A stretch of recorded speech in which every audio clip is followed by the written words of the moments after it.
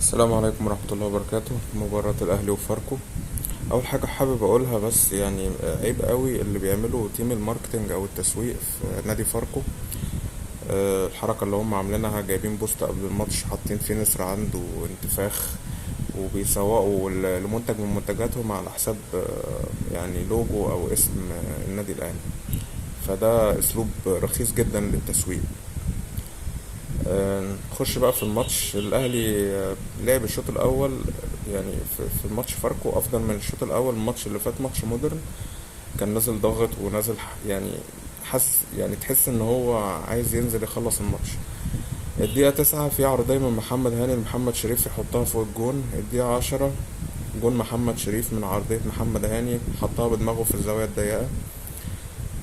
دقيقة 16 هدف اتلغى بداعي التسلل على محمد علي بن رمضان، كان هو اللي بدأ الهجمة. عملها باك باص لمحمد شريف، شاطها برجله، خبطت في تريزيجيه ودخل الجون بس اتحسبت اوفسايد. الدقيقة 21 هدف لزيزو برأسية من عرضية محمد علي بن رمضان. الدقيقة 24 تصويب الديانج بشماله تخبط في الدفاع وترد جوه الملعب. الدقيقة 27 تصويب الديانج برضو فوق العارضة. الدقيقة 28 انذار لديانج في نص الملعب بدون داعي. الدقيقة 39 عرضية خطيرة لفاركو. الدقيقة 46 تصويبة لمحمد علي بن رمضان في أحضان حارس فاركو. الشوط التاني الدقيقة 59 هدف زيزو من عرضية باك باص لبن شرقي. الدقيقة 65 كرة عرضية برضو خطيرة على شوبير.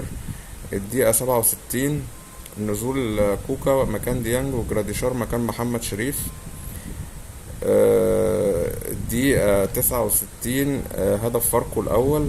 طبعا دربكة، كانت كرة غريبة جدا، المفروض انها ما يعني ما تحصلش على دفاع النادي الأهلي. كرة لاعب من فاركو خبطها، يعني شاطها جت في القايم فاترد التاني، فمحمد هاني خرجها بدماغه. مصطفى شوبير يعني حب يتفزلك، راح مدخلها تاني جوه الملعب ودخلت جون. الدقيقة 81 جون جراديشار من بينية لمحمد هاني.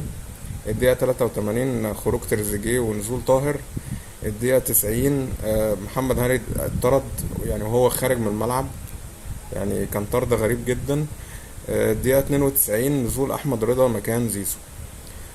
بس فالماتش بالنسبة لي هو إجمالا يعني هو أفضل من الماتش اللي فات، ماتش مودرن. بس مودرن كانوا مقفلين أكتر النهاردة. وأنا حتى الآن أنا غير مقتنع بأداء ريبيرو في تشكيله والتغييرات.